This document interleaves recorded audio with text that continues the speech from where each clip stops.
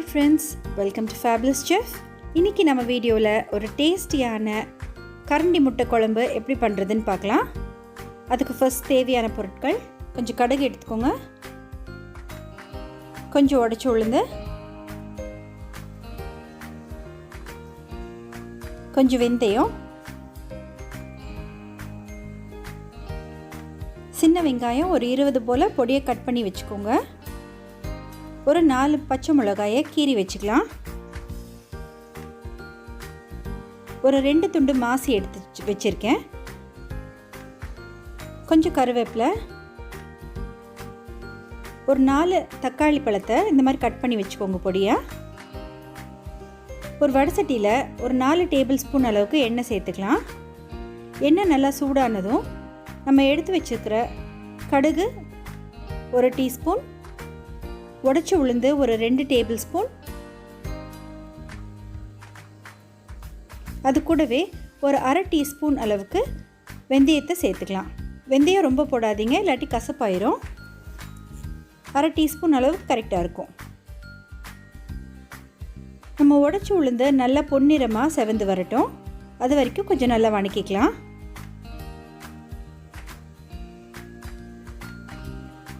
இப்போ நம்ம நறுக்கி வச்சுருக்கிற ஒரு 20 சின்ன வெங்காயத்தை சேர்த்துக்கலாம். இந்த குழம்புக்கு சின்ன வெங்காயம் தான் நல்ல டேஸ்ட்டாக இருக்கும். அது கூடவே நம்ம தட்டி வச்சுருக்கிற வெள்ளைப்பூண்டையும் சேர்த்துக்கலாம். கொஞ்சம் கருவேப்பிலையும் சேர்த்துக்கலாம். ஒரு 10 வெள்ளைப்பூண்டு போல் நல்லா தட்டி போட்டிருக்கேன். நல்லா வணக்கிக்கலாம். வெங்காயம் வெள்ளைப்பூண்டெல்லாம் நல்லா பொன்னிறமாக வர வரைக்கும் நல்லா வணக்கிக்கோங்க. ஒரு 4 பச்சை மிளகாயை கீறி சேர்த்துக்கலாம்.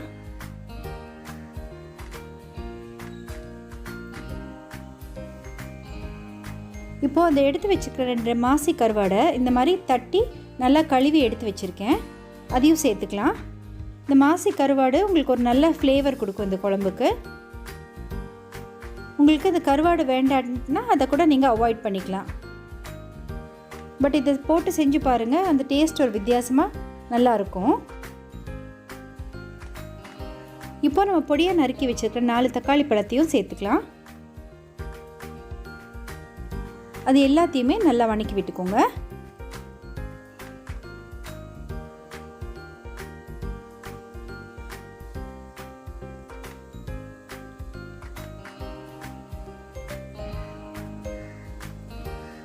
இப்போ ஒரு அரை டீஸ்பூன் அளவுக்கு மஞ்சள்தூள் சேர்த்துக்கலாம்.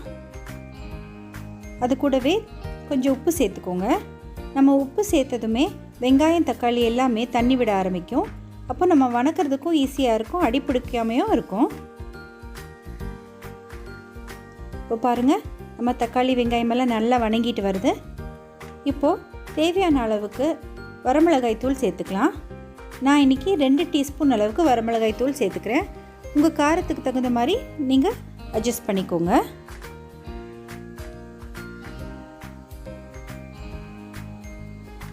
இந்த ஸ்டேஜில் நம்ம ஒரு தேங்காயை திருவி 2 பால் எடுத்து வச்சுக்கணும். முதல் பால் நல்லா திக்காக எடுத்துக்கோங்க. 2வது பாலும் எடுத்து வச்சுக்கோங்க.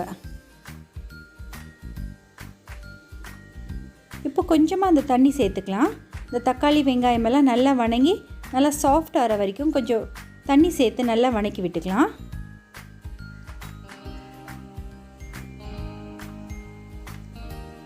பாருங்கள், இந்த மாதிரி 2 பால் எடுத்து ரெடி பண்ணி வச்சுக்கோங்க.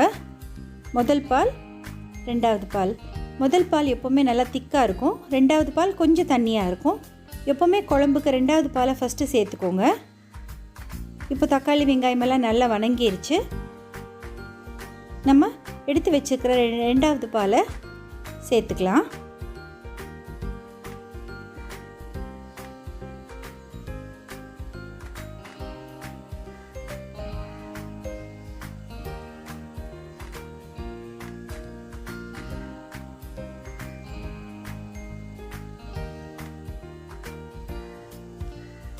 இப்போ நல்லா குழம்பு கொதிக்கட்டும்.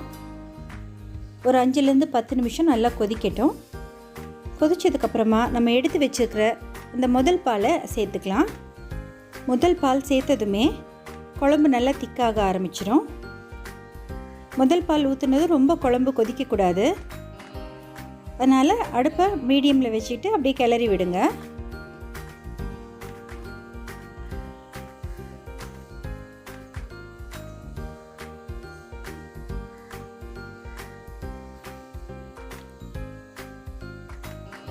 இப்போ பார்த்தீங்கன்னா லேசாக கொதி வர ஆரம்பிக்குது.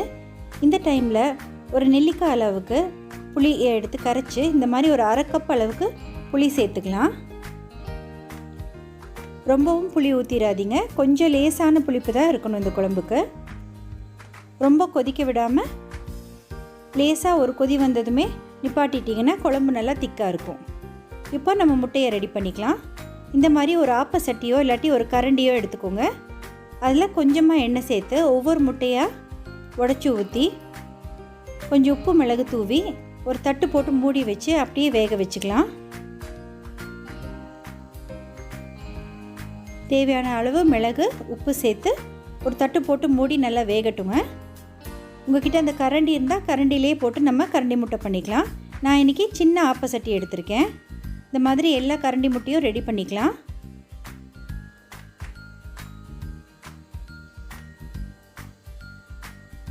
இந்த மாதிரி ஒரு நான்ஸ்டிக் பேன் வச்சுக்கிட்டிங்கன்னா அது ஈஸியாக உங்களுக்கு வந்துடும். பாருங்கள், நம்ம ஆம்லேட் எல்லாம் ரெடி ஆயிடுச்சு. இப்போ அந்த கரண்டி முட்டையெல்லாம் எடுத்து நம்ம குழம்புல சேர்த்துக்கலாம்.